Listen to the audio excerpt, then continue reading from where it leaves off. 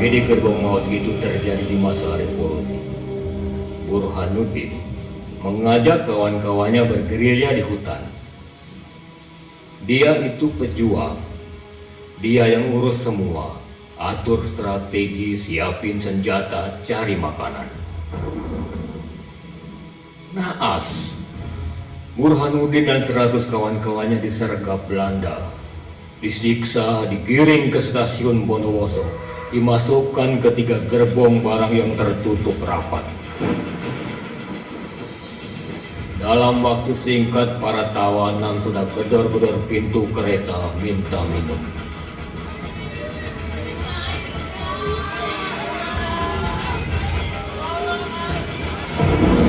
Gak ada air, adanya peluru. Mau minum peluru? Tawanan satu persatu berguguran. Yang bertahan hanya yang mau minum air kencingnya sendiri. Burhanuddin menggelindingkan diri melewati mayat-mayat kawannya. Antara sadar dan tidak, tangannya menyentuh biji rambutan.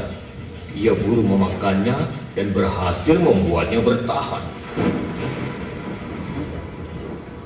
Di stasiun ini gerbong dibuka. Tentara Belanda menyepaki tawanan keluar dari gerbong. Semua tawanan sudah tidak bisa berdiri. Sekarat 56 orang, yang mati 46 orang, ditumpuk di depan stasiun seperti ombokan sampah.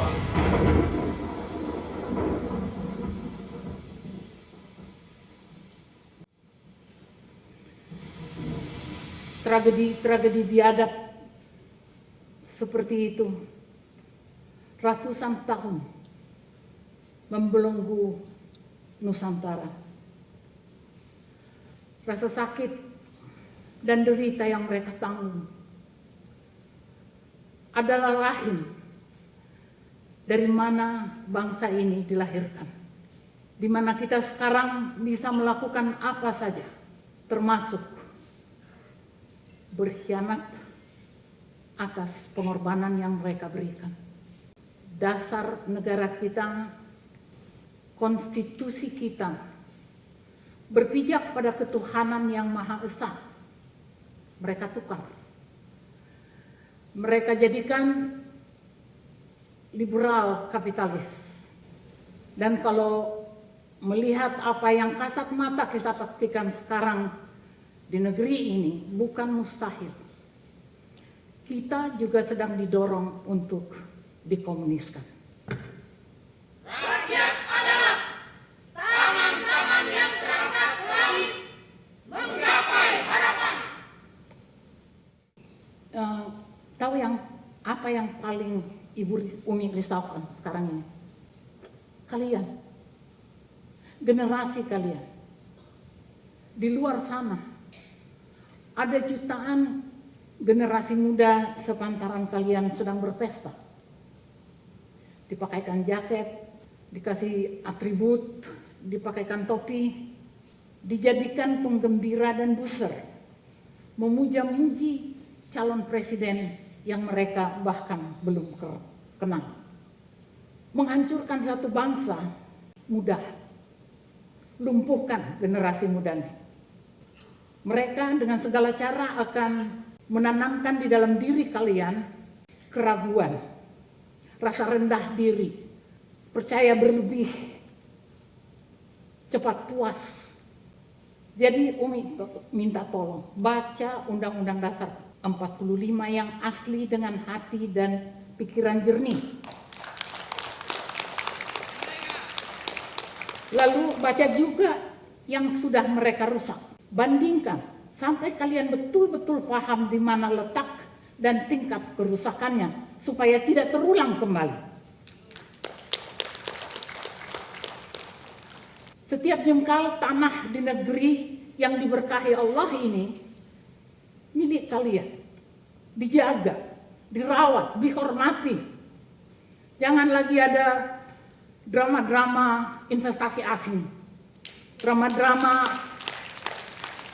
ibu kota. Kita tidak butuh itu. Dan kita tidak berhak membiarkan saudara-saudara kita, mayoritas saudara-saudara kita akibat dari perusakan Undang-Undang Dasar menderita di depan mata kita. Jadi kita harus segera menyelesaikan ini. Kita harus bangkit, kita harus bangunkan saudara-saudara kita, berjuang bersama, kembalikan harkat bangsa ini. Itu yang harus segera kita lakukan. Tahun 1992 sampai tahun 2000. Penyelenggara negara, tahu ya, kalau penyelenggara negara itu ada eksekutif, yudikatif, sama legislatif, ya kan? Beramai-ramai dengan LSM, dengan ahli-ahli, ahli tata negara, ahli hukum, ahli apa saja, beramai-ramai, kompak, merusak Undang-Undang Dasar 45. Nilai-nilai Pancasila yang harusnya ada di batang tubuh Undang-Undang Dasar, mereka buang.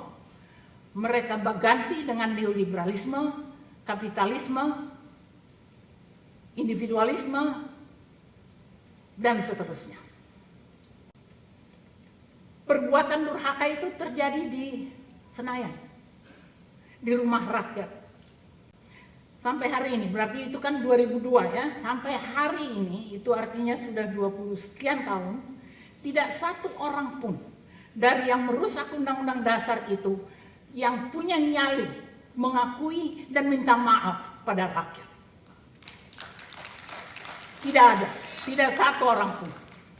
Jadi kalau kelak kalian jadi pejabat, jangan sekali-kali kalian minder di depan orang asing.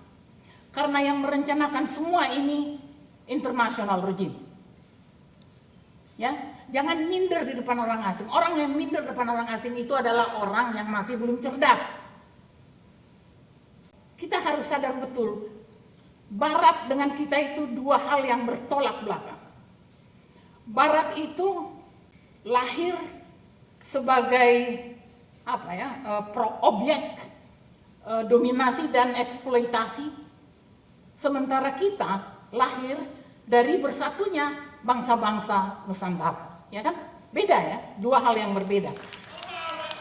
Jadi, hal ini yang harus kita sayangkan. Kenapa kita ikut-ikutan one man, one vote? Apa?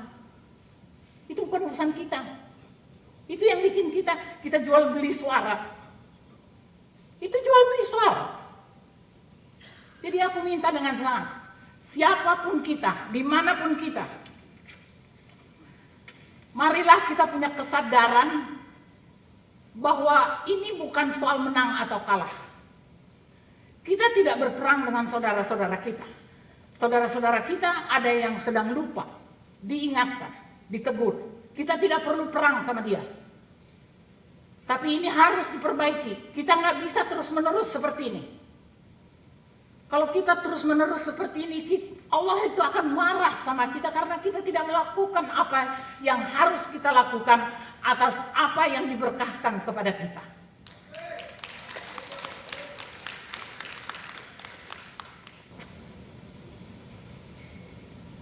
Ketika international regime ingin menghapus kebangsaan sebagai fondasi bernegara, Indonesia mendeklarasikan diri negara bangsa. Ketika mereka ingin membangun dunia dengan one world, one system, one government, one identity, Indonesia tetapkan kebangsaan, nasionalisme, dan kemanusiaan sebagai dasar kemerdekaannya. Ketika mereka suap bangsa-bangsa di dunia dengan janji-janji kesejahteraan, Indonesia menegaskan keadilan sosial sebagai fondasi negara. Ketika mereka sihir manusia dengan materialisme, Indonesia memutuskan spiritualisme sebagai jalan mewujudkan kemanusiaan yang adil dan beradab, serta keadilan sosial bagi seluruh umat manusia. Dan ketika mereka ingin membelah dunia dalam dua blok persaingan komunis kapitalis, Indonesia membentuk non-blok, melahirkan spirit Bandung sebagai dasar pergaulan internasional atas dasar kerjasama, saling ketergantungan,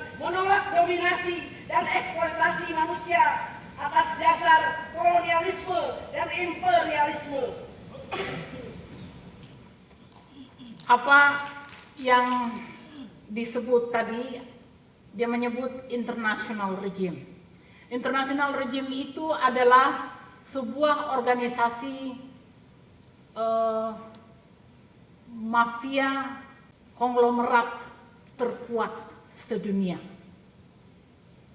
Di sana terlibat World Bank, IMF, dengan lembaga-lembaga sejenis. Visi mereka kejam, mengendalikan negara-negara berkembang di bidang ekonomi, politik, dan keamanan.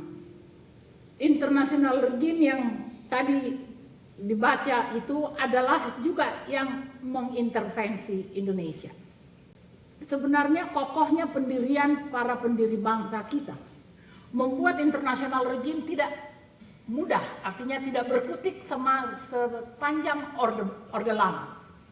Baru setelah Soekarno lengser, mereka mengadakan pertemuan di Jeneva, merancang khusus undang-undang investasi asing untuk Indonesia. Undang-undang ciptaan international regime ini ditandatangani Pak Harto. Apapun alasannya, itu melanggar konstitusi. Tetapi bagaimanapun kalau kita bandingkan dengan sekarang, Pak Harto masih melindungi kedaulatan kita dengan tidak memberi kebebasan kepada para investor itu sebagaimana terjadi sekarang di mana kekuasaan dikuasai oleh oligark. Kekayaan Indonesia ini terlalu menggiurkan. Memang kita kaya sekali, dan inilah yang saya sayangkan para tokoh-tokoh kita yang sekarang senang betul menjual tambang mentah, dijual-jual gitu. Kita seperti orang yang tidak mengerti bagaimana menghormati berkah yang Tuhan kasih pada kita. Kalau kita mau berubah, itu yang harus berubah. International regime gigit jari walaupun sudah bisa memasukkan satu undang-undang investasi asing untuk Indonesia, buat mereka itu, sedikit banget ya. Ya namanya juga mafia, ya kan? Jadi mereka bekerja keras dan menunggu sampai lebih dari 20 tahun lebih, ya. Barulah mereka menemukan momentum baru, yakni jatuhnya Pak Harto. Pada saat itulah apa yang kita kira reformasi, ternyata bukan. Tidak ada yang direformasi. Pada waktu itu yang terjadi adalah international regime sudah masuk ke Indonesia, sudah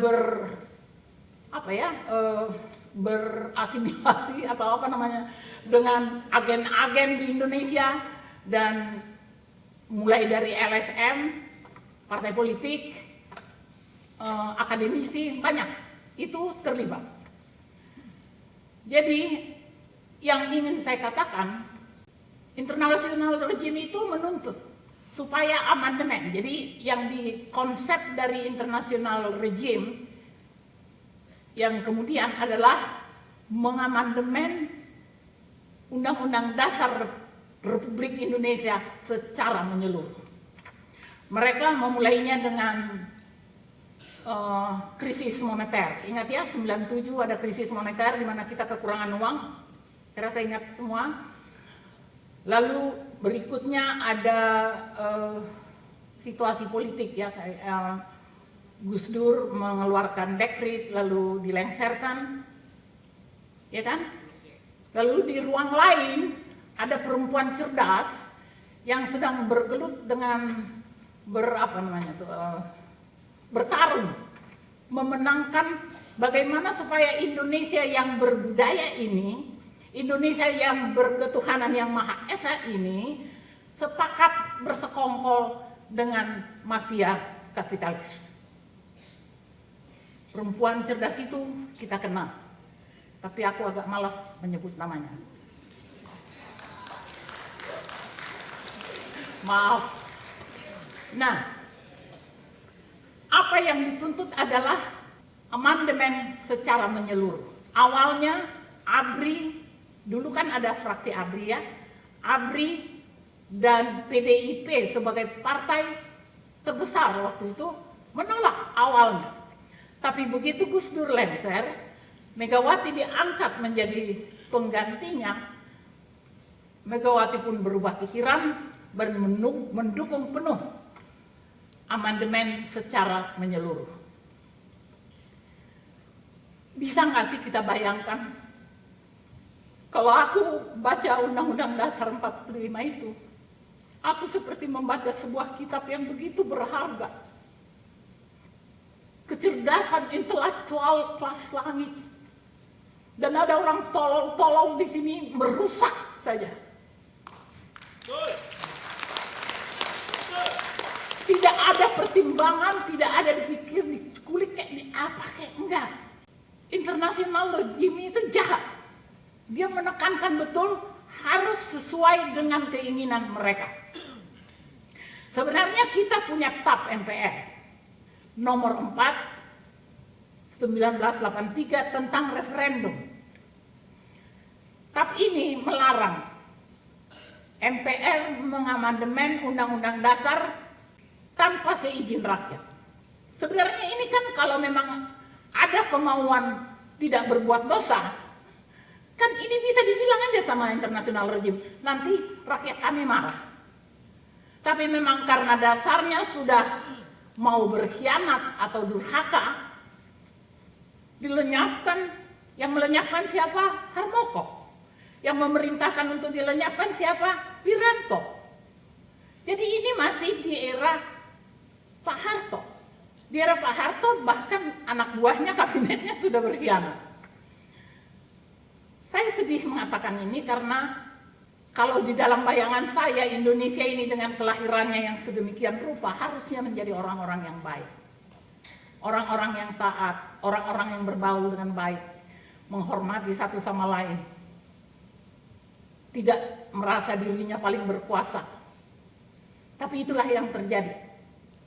Undang-undang dasar kita itu akhirnya karena Megawati sudah mendukung, semua penyelenggara negara menyambut konsep dari si perempuan cerdas tadi. Udah jadi kan, sampailah itu di Jakarta, dan si MPR pun dengan lega mengerjakan pekerjaan kotornya di amandemen. Ini yang aku harap betul kita rakyat Indonesia memahami dan betul-betul berjuang untuk mengembalikan Indonesia pada jati dirinya. Kembalikan bangsa ini pada jati dirinya. Kalau tidak, aku ini hafal aja enggak. Tapi aku ngotot bikin ini karena aku tidak mau anak cucuku kelak tersesat di negeri yang dia tidak kenal. Dan ini tanggung jawab kita semua, bukan hanya tanggung jawab saya loh. Ada satu hal yang sangat tidak bisa termaafkan di hati saya. Untuk menutupi durhaka yang berlangsung di MPR, mereka menciptakan 3 kerusuhan. 98 kerusuhan Poso, 99 kerusuhan Ambon, 2000 bom Natal. Kenapa? Nggak yakin. Mana mungkin ada 11 orang gila sama-sama bawa bom, lalu tiba-tiba pada satu saat bersama-sama ingin menuju sebuah gereja di pulau yang berbeda, bahkan kota berbeda, dan pada detik yang sama, pada malam 25 Desember 2000, mereka meledakkan bom di gereja di dekatnya. Masuk akal? Jadi itu rekayasa, nggak perlu kita jadi ahli intelijen untuk itu. Logika aja.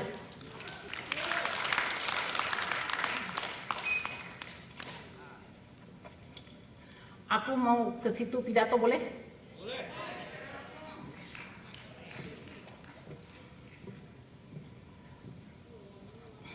Lampunya boleh?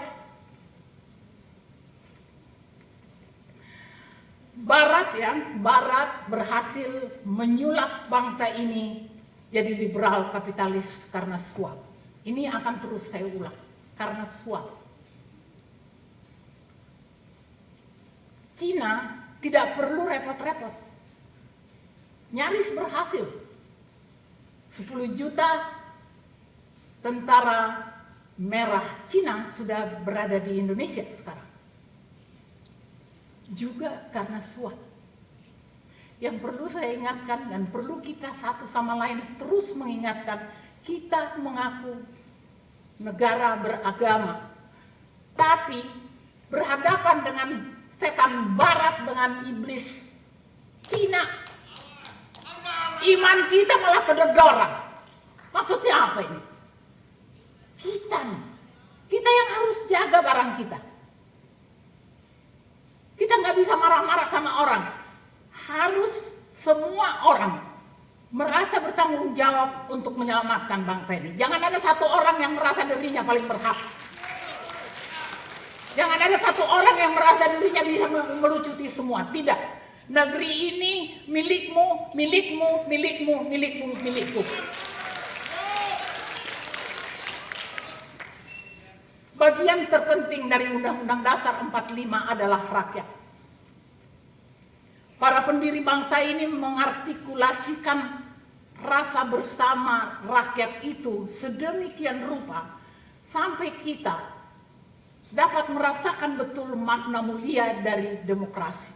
Demokrasi kita, demokrasinya Indonesia, demokrasi Pancasila.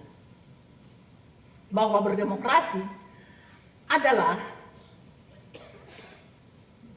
semua diwakili, bukan cuma semua dipilih. Diwakili. Ya, itulah cikal bakal kita. Jadi diwakili. Kita ditunjuk rakyat oleh para pendiri bangsa ditetapkan menjadi pemegang kedaulatan tertinggi. Dilakukan sepenuhnya oleh MPR. Begitulah harusnya demokrasi kita berjalan. Jadi wilayah-wilayah terasing misalnya terisolasi, penduduk yang terisolasi atau daerah khusus atau koperasi atau lembaga-lembaga yang seperti itu, seberapapun jumlah mereka harus ada wakilnya. Jadi jangan berpikir tentang pilih itu bisa menyesatkan. Undang-undang amandemen menurunkan, ya. Jadi yang tadinya lembaga tertinggi negara, di dalam lembaga tertinggi negara ini ada rakyat Indonesia dengan wakil-wakilnya, dibikin rata begini. Tolol kan? Pada saat itu sebenarnya kita, rakyat ini dibuang. Akibat dari itu presiden tidak lagi jadi mandataris, GBHN dibuang, lalu atas nama demokrasi one man one vote,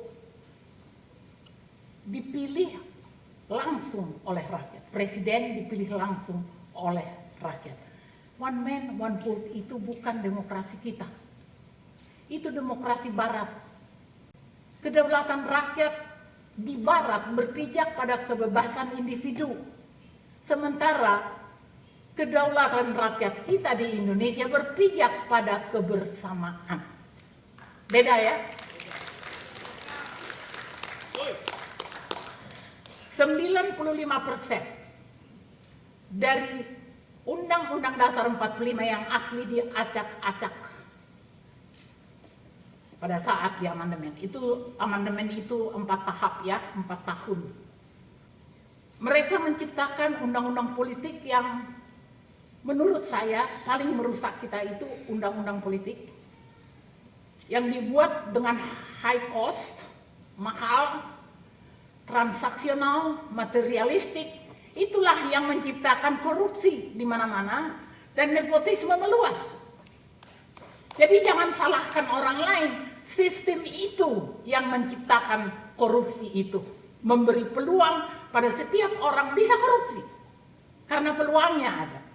Kalau saya jelaskan di sini akan terlalu panjang, nanti kita pulangnya besok. Jadi aku nggak teruskan itu dulu ya. Nah sekarang kalau kita mau berubah,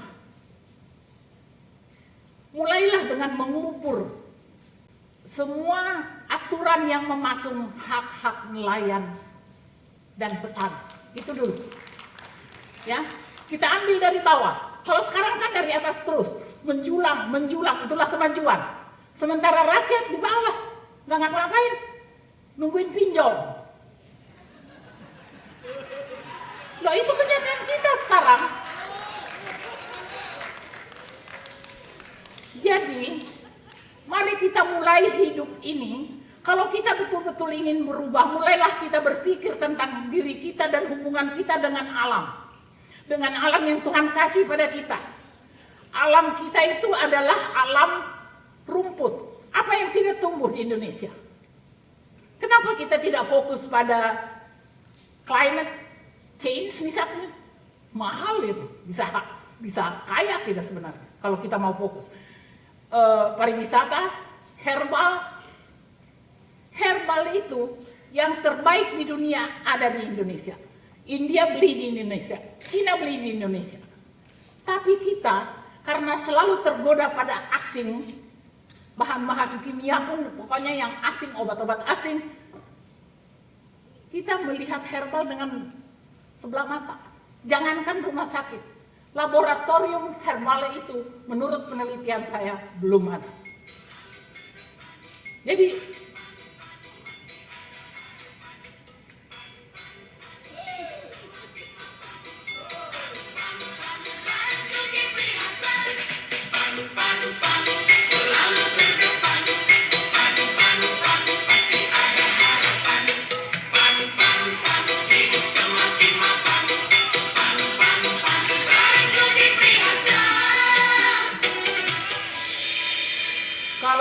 buat orang partai itu berbohong tuh soal biasa.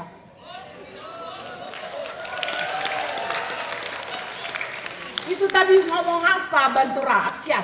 Rakyat yang mana yang dibantu?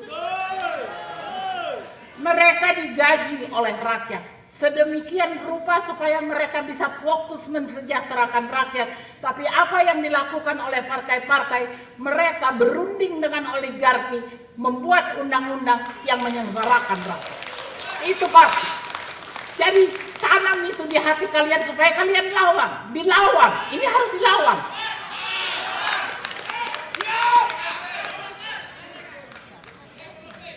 ...22 tahun partai-partai politik merampoki hak-hak rakyat.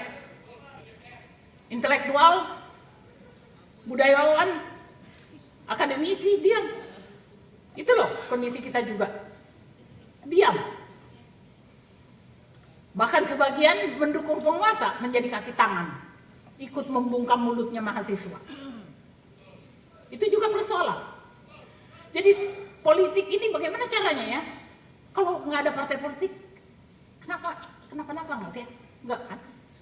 Pasti ada jalan keluar daripada jadi maling dan merampoki hak kita.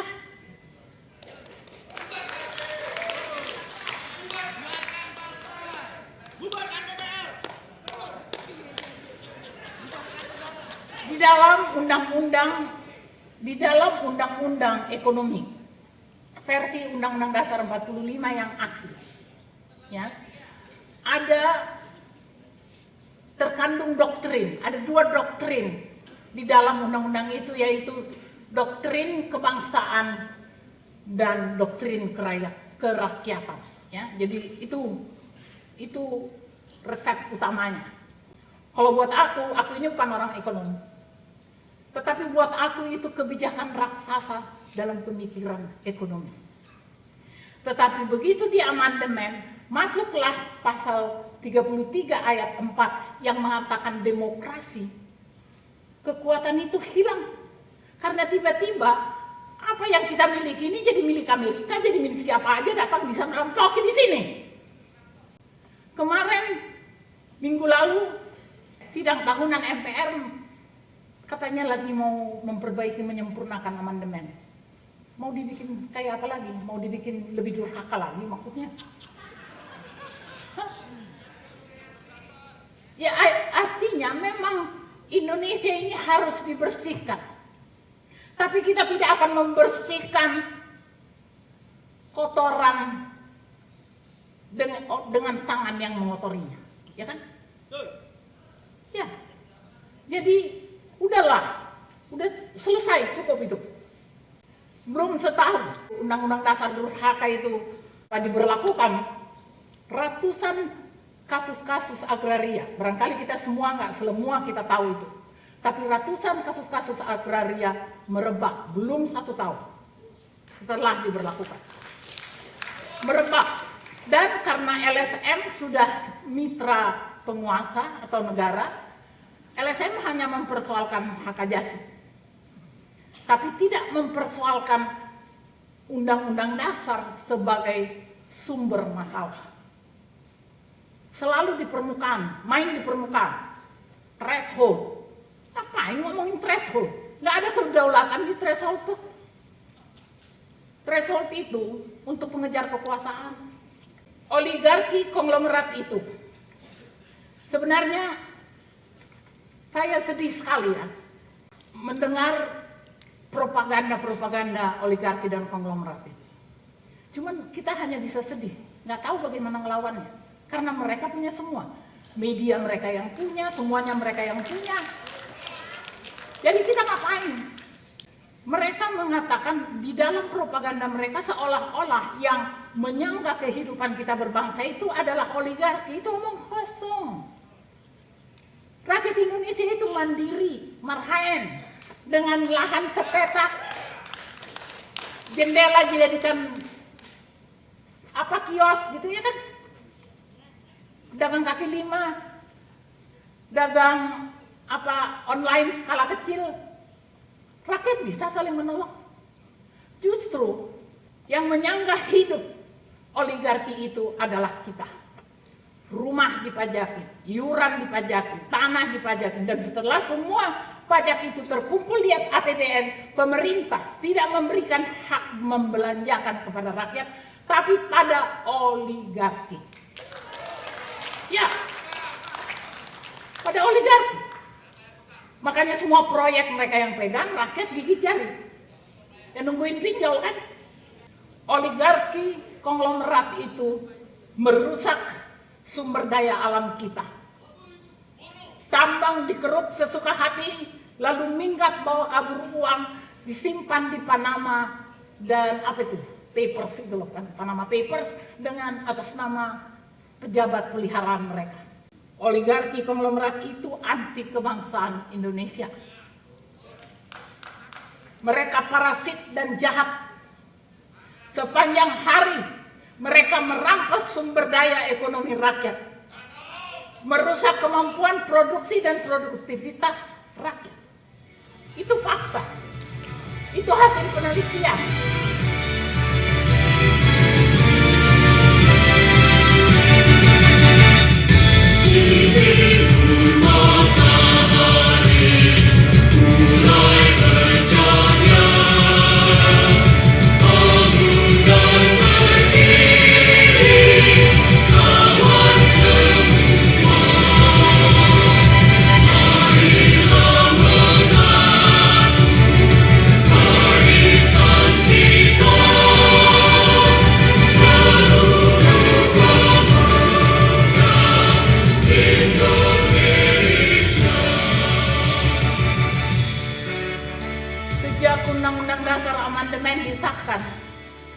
Departemen Pendidikan dan Kebudayaan itu paling banyak dijahili orang-orang yang punya kelakuan kebiasaan politik menyimpang.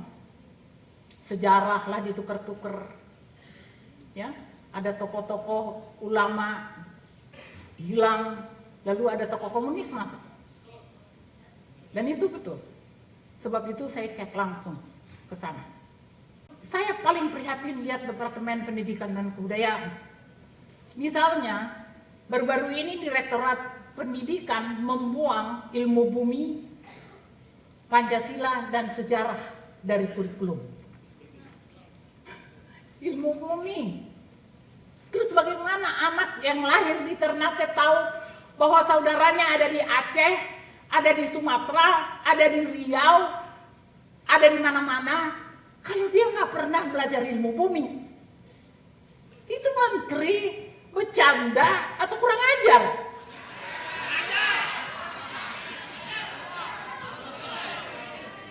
Terus di bidang kebudayaan, semua seni murni dikeluarkan.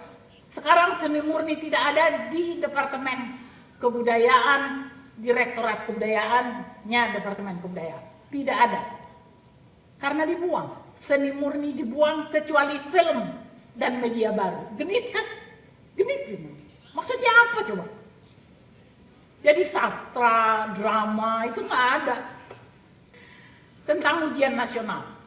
Ya, ini perlu saya katakan karena banyak pro kontra tanpa tahu apa sebenarnya hakikat dari pentingnya kita punya ujian nasional.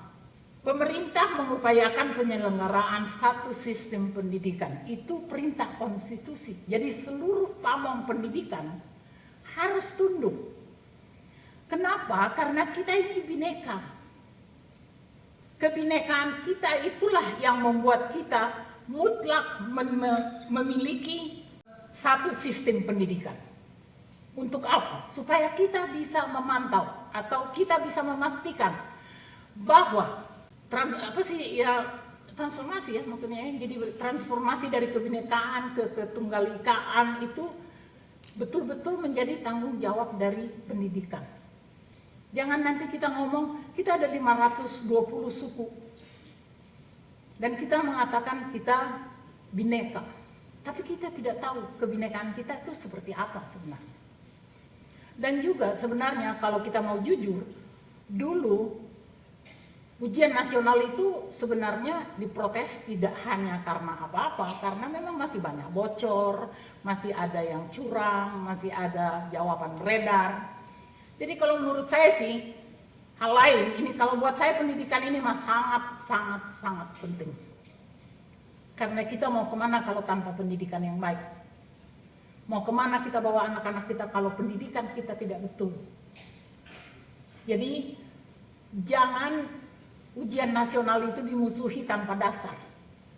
Dasarnya yaitu karena kita bineka, jadi kita berharap dengan transformasi satu sistem pendidikan ini terjadi, anak-anak negeri ini akan mencintai Ibu Pertiwi, menghormati bangsanya, ya, rasa nasionalismenya akan tumbuh. Dan kita juga jangan selalu berpikir tentang masa depan. Dulu Pak Harto menggagas wajib belajar. Tiba-tiba menteri yang aneh sekarang merdeka belajar merdeka apa ya? Itu kegenitan apa coba? Dan itu membuat banyak orang, kepada saya saja, saya ini bukan ahli pendidikan, orang mengeluh sama saya banyak. Karena jadi compang-camping, tidak ada runutan.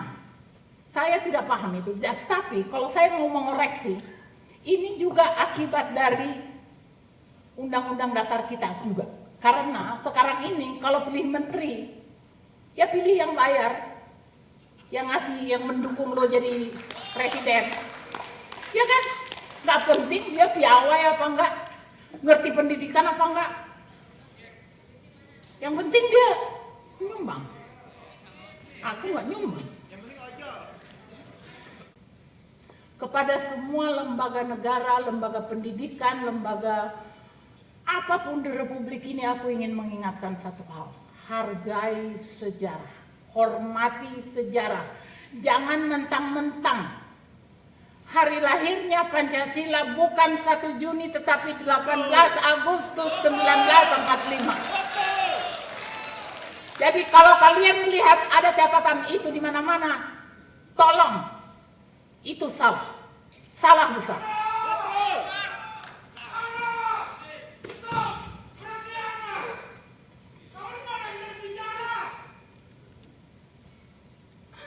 Kau tidak cinta padaku, Arman. Apalagi yang tersisa dalam hidupku. Tuntutanmu di pengadilan tadi menelanjangi kejahatan bapakku. Bapakku seorang koruptor, Man.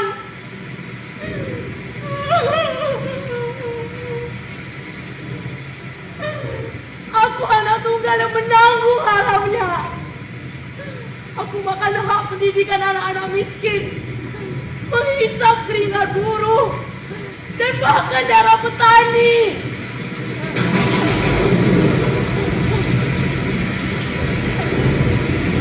Ambil aku! Ambil aku!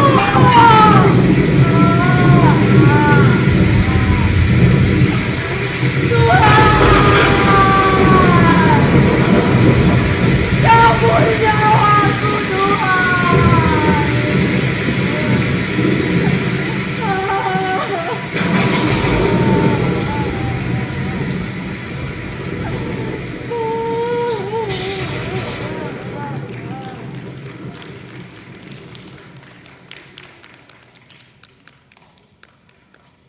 Tentang penegakan hukum. Kalau ada penegak hukum di sini, mudah-mudahan jeritan Arma tadi menjadi teguran keras buat kita. Sebab sepanjang rejim durhaka ini berkuasa, 22 tahun, bukan hanya zaman Jokowi. 22 tahun ini buat aku adalah rejim durhaka. Karena undang-undangnya durhaka. Penegakan hukum, semua institusi penegakan hukum di Republik ini sama. Sangat mengecewakan. Meletakkan polisi di bawah presiden itu salah besar. Itu merusak. Aku tidak akan bahas masalah penegakan hukum karena akan panjang dan akan sedih dan akan marah, Aku hanya ingin minta satu hal. Kalau pulang ke rumah nanti tolong buka YouTube. Judulnya Indonesia's War on Terror. Program televisi Australia. Jadi makanya dia nggak bisa di take down. Jadi Anda bisa nonton bagaimana di Indonesia ini 80% atau lebih dari 80% terorisme adalah rekayasa. Dan Densus 88 itu adalah bagian dari proyek internasional rejim yang dibentuk untuk memojokkan umat Islam. Jadi supaya kita tahu apa yang menjaga kita. Jangan kita marah sama saudara kita beragama lain. Ada yang brengsek. Di sana brengsek ngeracunin kita, yang di sini mau lagi diracuni. Yang mengerjakan kan Densus. Itu kan orang Indonesia. Harusnya kan dia melindungi bangsa Indonesia. Terakhir, untuk waktu sangat lama, satu-satunya berita penegakan hukum yang membuat hati saya sedikit terhibur adalah penjelasan Kapolri, Pak Sigit, tentang keterlibatan Ahok dalam kasus kilometer 50. Mudah-mudahan kasus ini terungkap dan mudah-mudahan ini menjadi jalan yang baik buat kembalinya kita ke jati diri kita.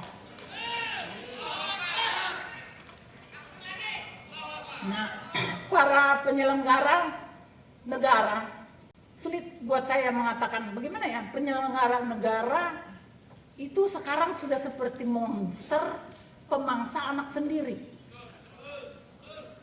Penyelenggara negara itu digaji rakyat untuk membuat rakyat nyaman, sejahtera, tidak perlu harus punya mobil setiap orang, tetapi sejahtera. Itu pun tidak terjadi. Mereka terus-menerus mempertahankan undang-undang dasar durhaka itu untuk menggerogoti kehidupan rakyat. Dan itu sangat menyedihkan.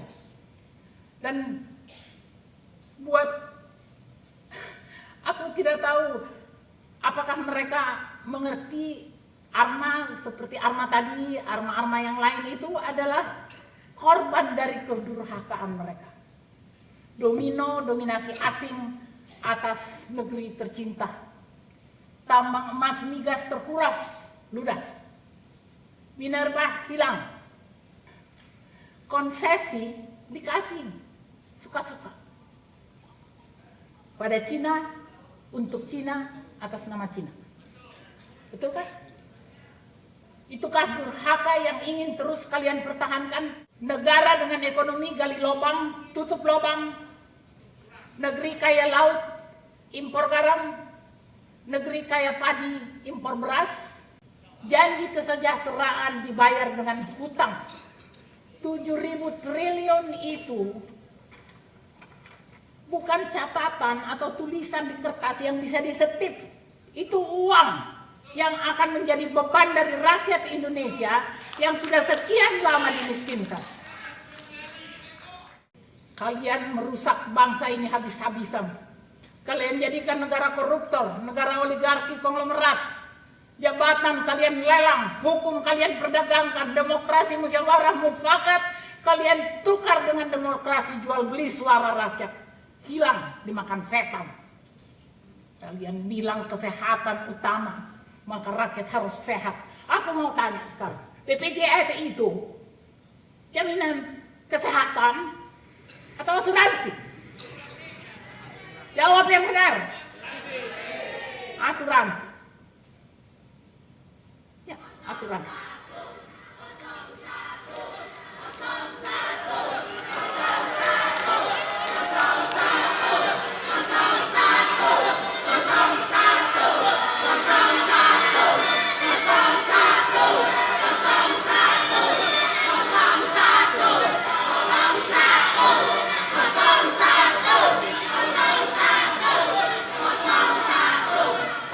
Lucu ya. Negara sudah mau hancur begini masih ada tuh yang doyan pengen jadi capres. Mau jadi apa kalau udah capres?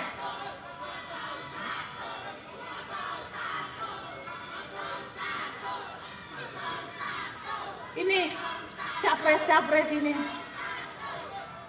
ada 10 juta tentara merah Cina yang harus diusir dari Indonesia, menhannya malah nyapres.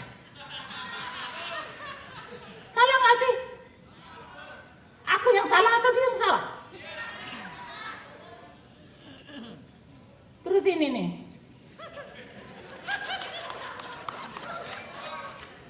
dia ini cucu dari pembuat Undang-Undang Dasar 45.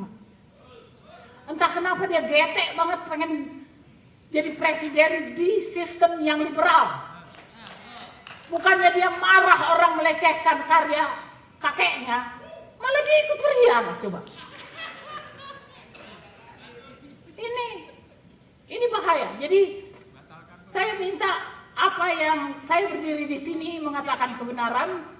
Aku tidak melarang kalian memilih siapapun, tapi aku minta tolong periksa itu orang waras apa enggak. Dia mengkomersialkan Taman Ismail Marzuki ini tanpa seizin seniman. Sakit hati nggak coba? Aku ini seniman loh. Aku lahir di Geraha Bakti ini.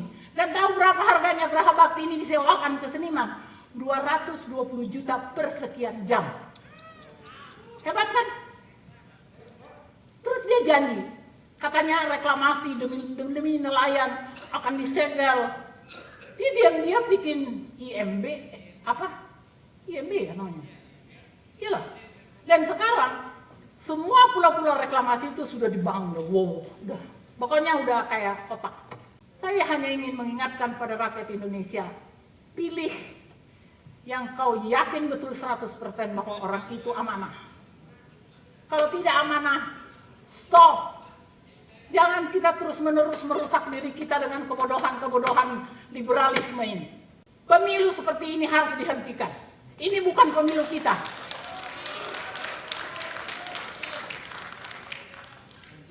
Kalau yang... Wah. Aku nggak ikutan ya, aku nggak ikutan.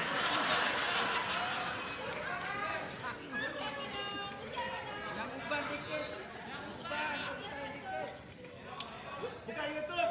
10 Desember tahun 98 saya diundang Perdana Menteri Prancis untuk memberikan pidato pada sebuah acara peringatan Hari Human Rights ke-50. Di samping saya duduk Dalai Lama. Tahu Dalai Lama kan? Sepanjang acara itu Dalai Lama bercerita pada saya bagaimana kejinya, membabi butanya tentara merah Cina mengintimidasi, melukai, merampas harta dari orang-orang Tibet sampai akhirnya mereka dinyatakan menjadi bagian dari negara Cina. Yang aku mau ingatkan, apa yang terjadi di Tibet bisa terjadi ke kita. Sangat dekat. Jadi saya minta dengan sangat kepada kita semua, ini harus ditangani dengan hati-hati, dengan benar. Buat saya, kalau kita kembali ke Undang-Undang Dasar 45, semua yang diproduk di luar Undang-Undang Dasar 45 gugur demi hukum. Kita punya TAP MPR, S.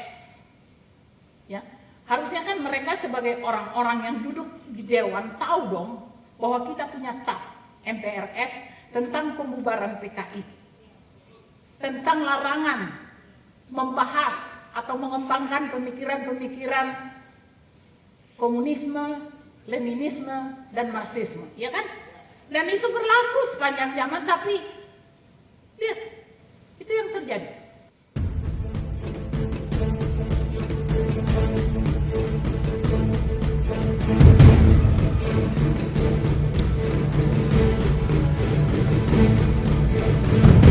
Indonesia menerima bantuan dari Cina.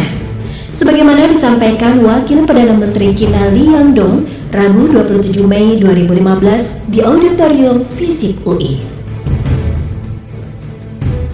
Konsekuensi Indonesia mendapat bantuan hutang dari Cina tahap pertama sebesar 647 triliun adalah 10 juta rakyat Cina wajib diterima di Indonesia, target 2020.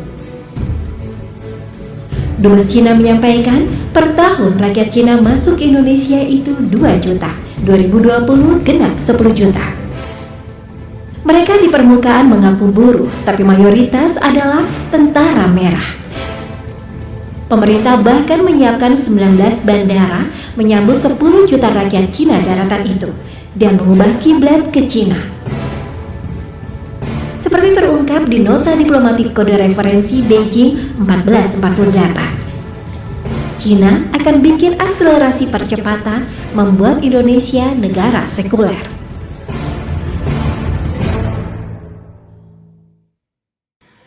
Saya tadinya ini akan diputar di layar kecil. Saya bilang enggak, saya mau besar. Saya mau orang Indonesia sadar bahwa kita dalam bahaya. Sebab banyak orang, I don't buy. Genit banget. Ini, lihat. Kondisi kita udah seperti itu, ada nyapres dia, menhannya. Menteri Pertahanan aku. Udah beli alutsista sebegitu banyak, bukannya nembakin orang terlarang gitu. Malah dia nyapres.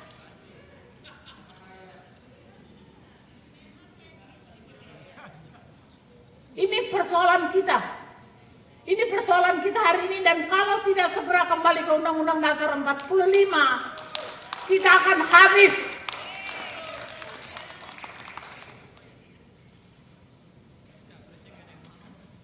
Aku tidak peduli ya. DPR itu katanya sekarang gajinya 3 kali lipat. Gak peduli saya. Tapi sekarang baru saya paham. 3 kali lipat gaji itu ternyata untuk membungkam mulut mereka, membiarkan si presiden kita ini jalan dengan 2 kaki tangannya yang rakus itu. Mengatur sini, ngatur sana, ngatur sini, bikin undang-undang ini, peraturan ini, kepres ini ya. Gila. Ini negara paling berantakan. Berantakan. Masa ada presiden bikin sendiri, menteri ada 1 menguasai 9 kementerian. Maksudnya apa?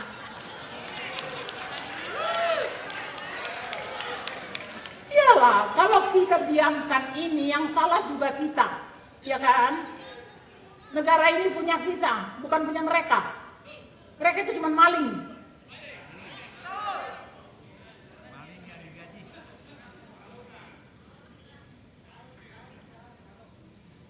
Kalau aku ingin bertanya, salahkah presiden dengan segala kelakuannya itu? Salah nggak? Ya, salah. Salah besar. Tetapi, kalau kita menggunakan akal sehat kita, yang paling bersalah adalah mereka yang merusak undang-undang dasar. Kalau saja perempuan cerdas tadi bisa menahan diri sedikit, mengingat bahwa dia punya Tuhan juga, ini tidak akan terjadi. Kalau saja ketua MPR masa itu, sekali lagi ya, ketua MPR masa itu, sebelum menandatangani amandemen, dia teringat sedikit saja pada Allah, ini tidak akan terjadi. Katanya negara beragama. Amin Rais tobat nasuha. Wah, aku nggak tahu tuh.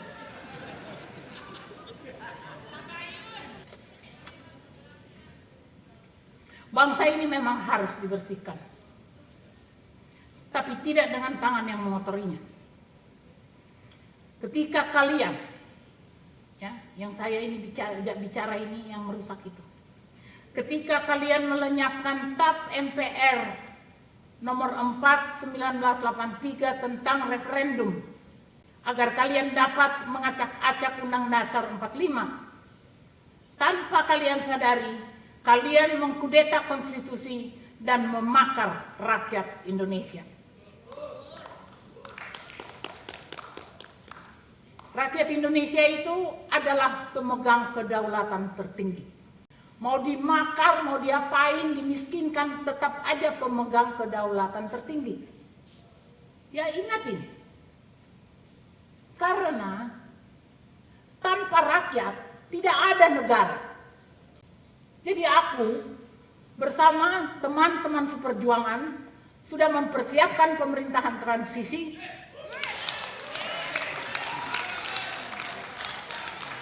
untuk, dengan tenangnya, untuk melakukan peralihan kekuasaan dengan benar tanpa kekerasan.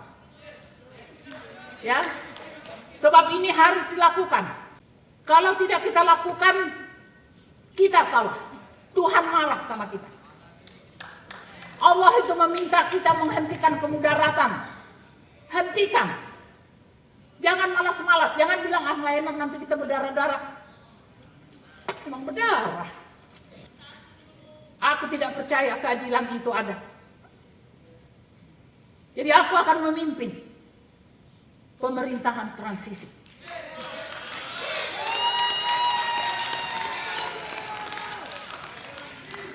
Aku tidak percaya keadilan itu ada. Aku tidak percaya kebenaran itu nyata. Aku tidak percaya kebebasan milik manusia kecuali aku menyentuh dengan tanganku sendiri. Ketika kalian memalingkan muka dari rakyat, memilih tunduk pada kapitalis Barat dan komunis Cina, membiarkan rakyat miskin berbaris sepanjang sejarah, memekik-mekik memanggil dirinya demi Allah, aku tidak akan tinggal diam. Belum 2 tahun setelah kalian durhakai Undang-Undang Dasar 45, Allah sudah mengirim tsunami. Bergeming. Kalian tidak peduli. Maka terjadilah tsunami di Lombok. Terjadilah tsunami lagi di Palu.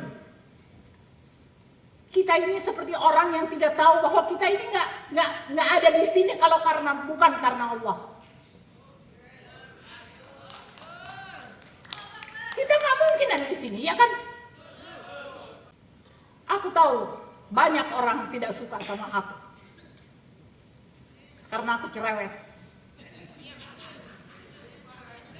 Tapi Aku ada di sini karena Allah meminta aku membicarakan, mengungkapkan kebenaran.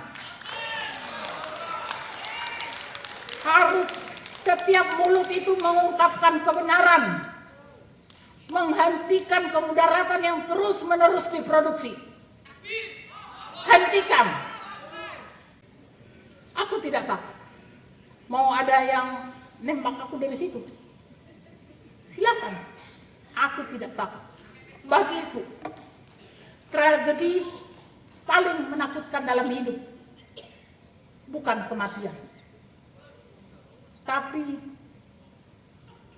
rasa takut akan gagal. Jangan pernah takut. Sebelum kamu lakukan, jangan pernah takut.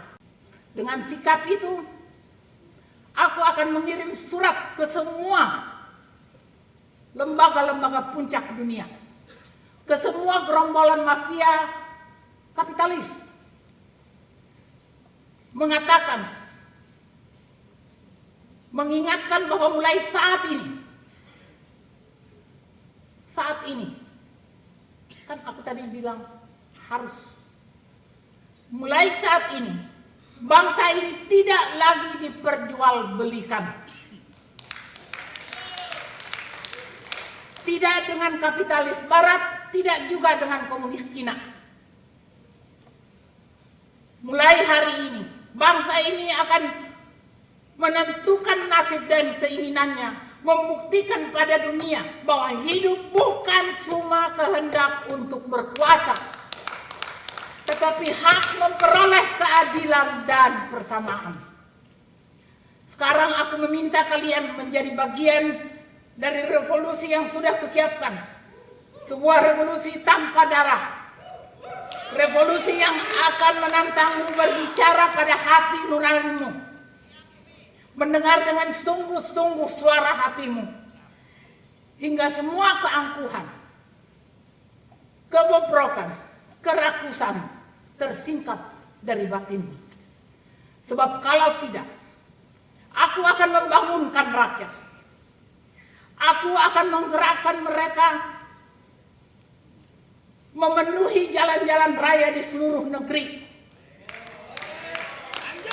menggeruduk rumah-rumah raksasa di mana kalian sembunyikan harta yang kalian rampoki dari tanah air kami. Mereka akan menerobos barikademu. Mereka akan meloncati barakudamu. Mereka akan mengangkat moncong meriam ke langit. Keberadaan mereka tidak mungkin lagi kau sulap menjadi nol. Mereka akan terus membesar, mengepung ideologimu dengan satu kata, lawan. Maka kami telah memutuskan, lawan. Kami menolak sejarah yang diputar balikan. Kami menolak mitos-mitos kemakmuran. Kami menolak hidup di atas bangkai manusia. Kami menolak pikiran yang dikempilkan dan pendidikan yang didimensikan. Kami dudukkan kalian di kursi kekuasaan agar rakyat hidup dalam keadilan yang beradab. Tapi kalian justru menggerayangi hak-hak rakyat, membiarkan mereka mati kelaparan di lumbung padi.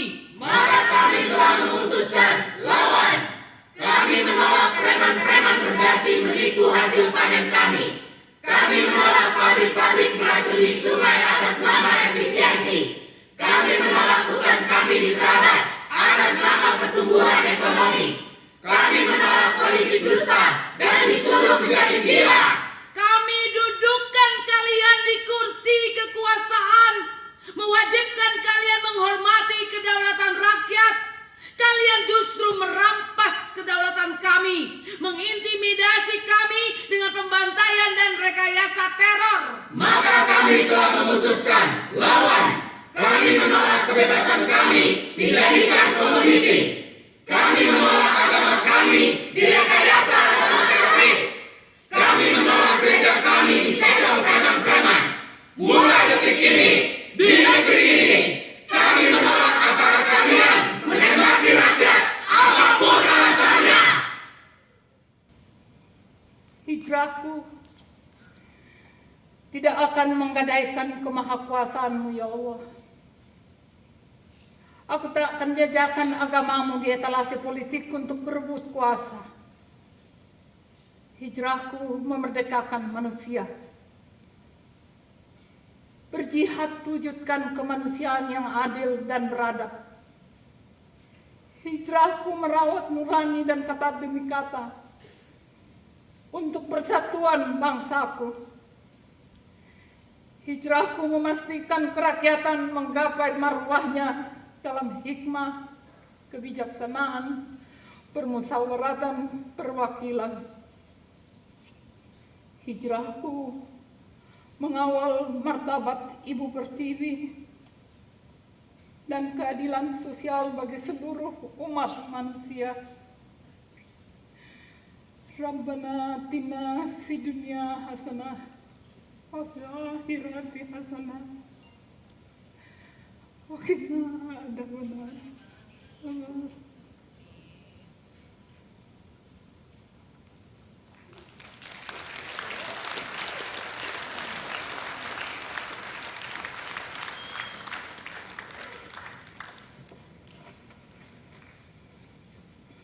Masukkan.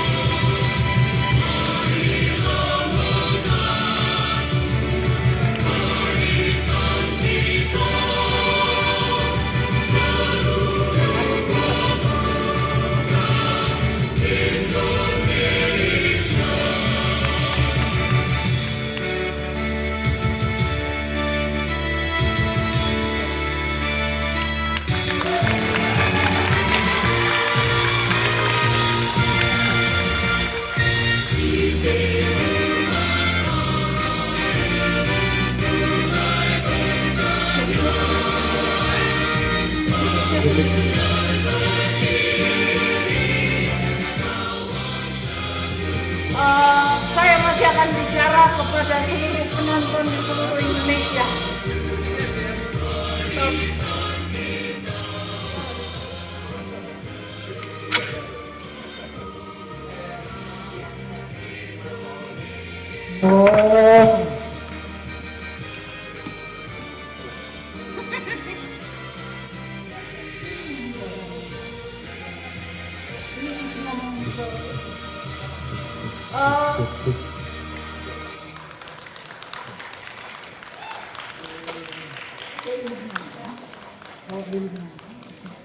Saya sekalian di depan saudara-saudara, saya ingin menyapa saudara-saudara kita yang sedang menonton di 8 kabupaten di Aceh dan di mana-mana sekarang. Saya berharap apa yang kita kerjakan sekarang ini menjadi semangat kita melakukan perubahan yang sebaik-baiknya bagi bangsa ini. Pada hari Jumat yang akan datang, akan dimulai pertemuan di MPR dengan sholat Jumat. Tanpa suara marah-marah, kita tidak perlu mencaci siapapun. Kita akan memperjuangkan ini dengan suara yang lembut, memeluk saudara-saudara kita untuk berbaik hati kepada bangsa ini. Saya berterima kasih kepada semua yang menonton, termasuk yang di Amerika, di Eropa, dan mana-mana. Wassalamualaikum warahmatullahi wabarakatuh.